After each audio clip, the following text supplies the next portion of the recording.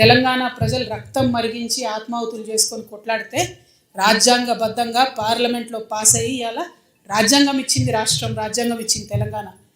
మీ డిక్షనరీలో ఉంటే ఎంత లేకుంటే ఎంత, మీరు ఏం డిక్షనరీ చదువుతున్నారో మాకేం తెలుసు, మాకు అవసరం కూడా లేదు దాంతో.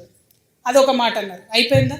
అయిపోయినాక వెంటనే మంత్రి లోకేష్ గారు ఏమంటారు, మేము తెలంగాణలోకి విస్తరిస్తున్నాం అంటారు. అయ్యా లోకేష్ గారు, ముందు ఇప్పుడు వానాకాలం వస్తూ ఉన్నది. అయ్యా పవన్ కళ్యాణ్ గారు, మీరు రేపు పొద్దుగాలేంది నవనిర్మాణ తెలంగాణ నవనిర్మాణాన్ని పవన్ కళ్యాణ్ వచ్చి ఇక్కడ సభ పెడతాడు.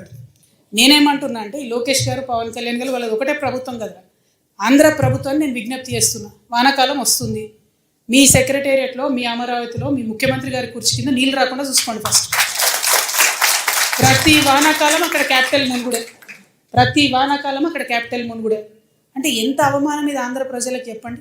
నాయకులేమో వాళ్ళు ఇప్పటికీ కూడా ఆంధ్ర మంత్రులు వచ్చి హైదరాబాద్లో ఆపరేషన్లు చేయించుకొని పోతారు. 12 ఏళ్ళు అయింది, ఆడ కట్టుకోరాదనే హాస్పిటల్. మీ ప్రజలకు ఎట్లా మరి? మీరంటే కార్లు ఉన్నాయి, రయ్యరువే వచ్చిపోతారు. ప్రజలకు ఎట్లా? వాళ్ళు ఎక్కడికి పోవాలి? అయితే నెల్లూరులో ఉన్న వాళ్ళు చెన్నైకి పోవాలి, అక్కడ ఉన్న వాళ్ళు బెంగళూరు పోవాలి, అనంతపురం వాళ్ళు, లేకపోతే విజయవాడ దగ్గర ఉన్న వాళ్ళంతా హైదరాబాద్కి రావాలి. అంటే ఇప్పటికీ కూడా మీ ప్రజలకు హాస్పిటల్ కట్టరు, ఇప్పటికీ మీ ప్రజలకు కావాల్సిన వసతులు ఇయ్యరు. మీ రాజకీయ అవసరాల కోసం మాత్రం తెలంగాణ మీద పడేస్తారు. ఇది కరెక్ట్ కాదు. మేము గమనిస్తున్నాం. తెలంగాణ వాదులం రాజకీయంగా పరిణితి చెందినటువంటి వాళ్ళం. మీరేదో రెచ్చగొట్టంగానే మేము రెచ్చిపోయి మేము ఇడికేలేదో అంటాం అనుకునేరు. కానీ